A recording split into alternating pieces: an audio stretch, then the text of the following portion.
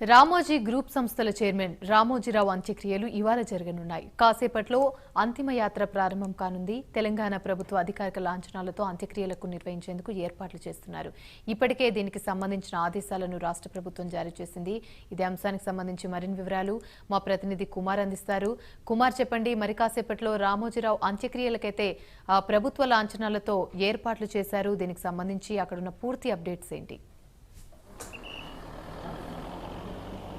Thank you అమ్మని. మరికొద్దిసేపట్లోనే ఈనాడు అధినేత రామోజీరావు అంత్యక్రియలు అయితే ప్రారంభం కానున్నాయి.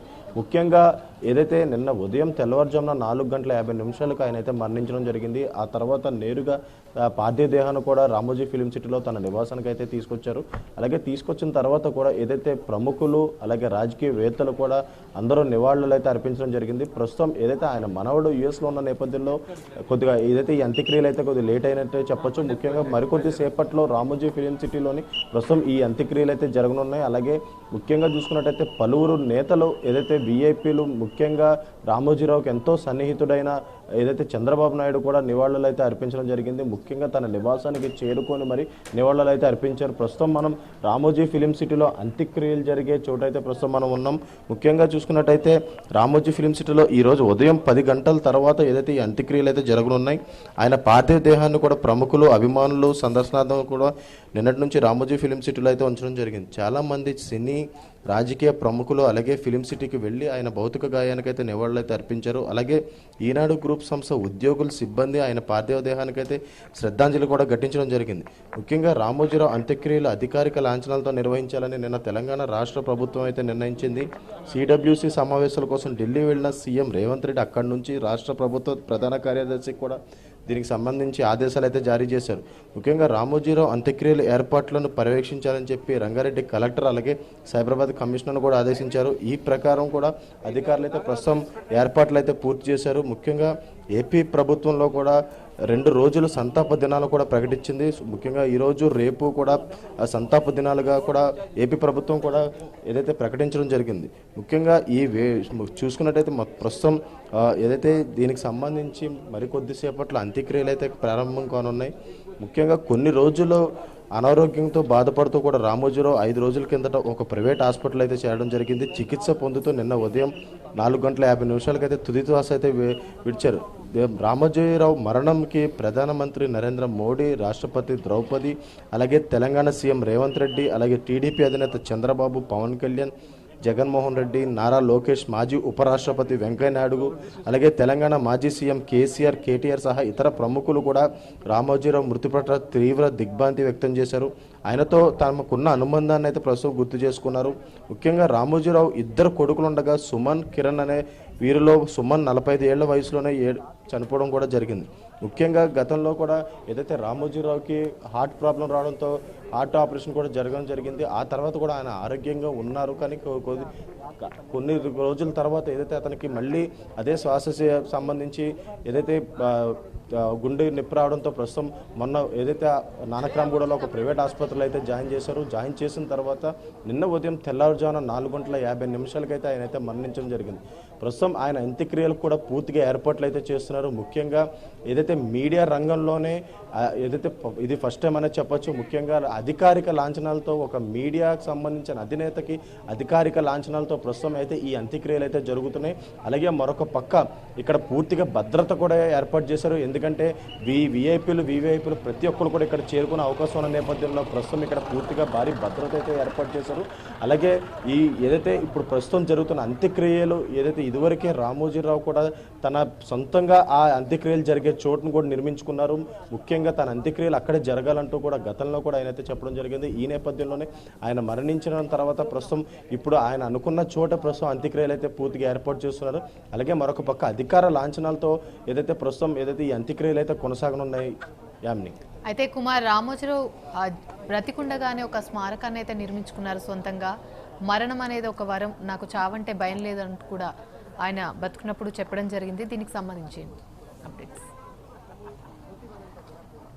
ఎస్ఏఎంని ఆయన రామోజీరావు బతుకున్న సమయంలోనే తన స్మారక చిహ్నాన్ని కూడా ఆయనే సొంతంగా అయితే ఇక్కడ కట్టించుకోవడం జరిగింది. ప్రస్తుతం మనం ఉన్న చోట ఏదైతే ఆయన స్మారక స్మిహరం ఏదైతే ఉందో ఇక్కడ అంత్యక్రియలు జరగాలంటూ కూడా గతంలో ఆయన చెప్పారు. అలాగే ఆ చావు అనేది ఒక వరం, ఆ చావు అంటే తనకు భయం లేదంటూ కూడా ఇదివరకు కూడా వ్యాఖ్యలు చేయడం జరిగింది. ప్రస్తుతం ఆయన ఏదైతే తన నిర్మించుకున్న స్మారకం దగ్గరే ప్రస్తుతం అంత్యక్రియలు అయితే ఏర్పాట్లు అయితే చేస్తున్నారు. ముఖ్యంగా చూసుకున్నట్టయితే ఇది రామోజీ ఫిలిం సిటీ లోపలే తన స్మారకం అయితే నిర్మించుకున్నారు. ఎందుకంటే ఈ రామోజీ ఫిలిం సిటీని ఎంతో డెవలప్ చేశారు. అలాగే వరల్డ్లో నెంబర్ 1 ఫిలిం సిటీగా తీర్చిదిద్దారు. ముఖ్యంగా ఆయన జ్ఞాపకాలు అన్నీ కూడా ఈ రామోజీ ఫిలిం సిటీలోనే ఉంటాయి. ముఖ్యంగా చూసుకున్నట్టయితే ఎప్పుడైతే ఈనాడు స్థాపించారో, ఆ తర్వాత మార్గదర్శి స్థాపించారు, తర్వాత రామోజీ ఫిలిం సిటీ ఇంత ఎత్తుకైతే తీసుకొచ్చారు. ముఖ్యంగా ఏదైతే ఎంతోమంది కొన్ని వేల కుటుంబాలు ఈ రామోజీరావు మీద ఆధారపడి బతుకుతున్నారు. ముఖ్యంగా చిన్న చిత్తగా ఫ్యామిలీలు కూడా ప్రతి ఒక్కటి కూడా ఆ రామోజీరావుపై ఏదైతే తన ఉద్యోగస్తులుగా పెట్టుకొని వాళ్ళకి ప్రస్తుతం ఏదైతే ఎటువంటి కష్టం లేకుండా కూడా ఒక మార్గదర్శి చిట్ ఫండ్ లాంటిది పెట్టి ఏదైతే మధ్యతరగతి కుటుంబాలు తమ కళలు నెరవేర్చుకునేలాగా మార్గదర్శి చిట్ ఫండ్ కూడా పెట్టడం జరిగింది. ఆ తర్వాత ఏదైతే ఈ రామోజీ ఫిలిం సిటీని కూడా ఎంతో డెవలప్ చేస్తారో, వరల్డ్లోనే నెంబర్ 1 రామోజీ ఫిలిం సిటీ అయితే చెప్పుకోవచ్చు.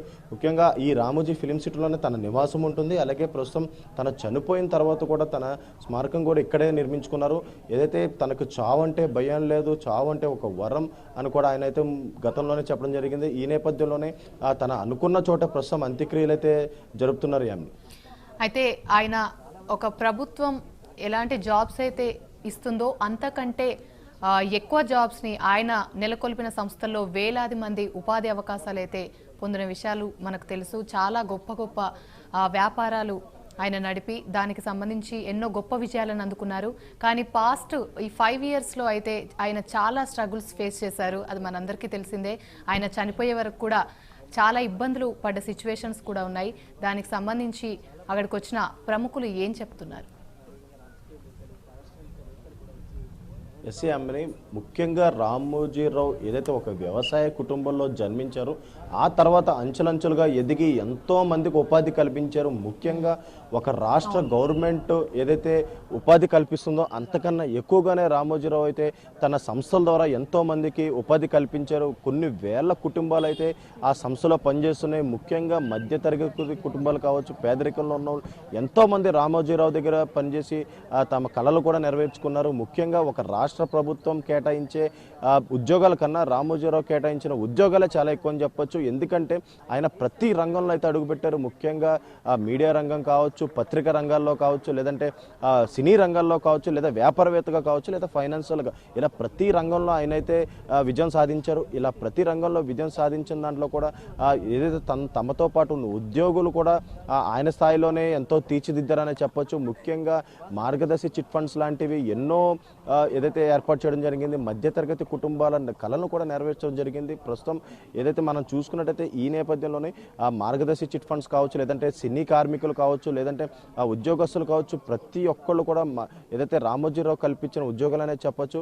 మళ్ళీ మనం చూసుకున్నట్టయితే గత 5 ఏళ్లలో కూడా ఎప్పుడైతే ఏపీలో వైఎస్ఆర్సీపీ గవర్నమెంట్ వచ్చిన తర్వాత రామోజీరావుకి కొన్ని కష్టాలు ఎదురైనాయని చెప్పొచ్చు. కానీ అలాంటి కష్టాలు కూడా ఎన్నో ఒడుగుడుతోని ఎదుర్కొన్నారు. ముఖ్యంగా అతనిపై కేసులు వేశారు. అలాగే మార్గదర్శి చిట్ ఫండ్స్ ఒక ఫ్రాడ్ అంటూ కూడా ఎన్నో చేశారంటూ కూడా ఆయనపై కేసులు వేయడం జరిగింది. అలాగే అతన్ని అరెస్ట్ చేయడానికి కూడా రంగం కూడా సిద్ధం చేశారు. కానీ ఇలాంటి సమయంలో కూడా ఆయనకున్న వయసు రీత్యా కూడా ఇలాంటి ఒడుగుడుదులు కూడా ఎన్నో ఎదుర్కొన్నారు. అతనికి ఆరోగ్యరీత్యా సమస్యలు ఉన్నప్పటికీ కూడా గత ప్రభుత్వం ఏదైతే ఏపీలో ఉన్న గత ప్రభుత్వం కూడా చాలా ఇబ్బందులు పెట్టిందని చెప్పొచ్చు. కానీ ఆయన అవి కూడా అధిగమించి ప్రస్తుతం ఏదైతే అంతకు మించి తన ఎలాంటి తప్పులు చేయలేదంటూ కూడా నిరూపించుకోవడానికి చాలా ప్రయత్నాలు అయితే చేశారు. కానీ ఏదైతే హఠాత్తుగా ఆయన నిన్న ఉదయం మరణించడంతో ప్రస్తుతం ఆయన అంత్యక్రియలు అయితే ఇక్కడైతే కొనసాగుతున్నాయి.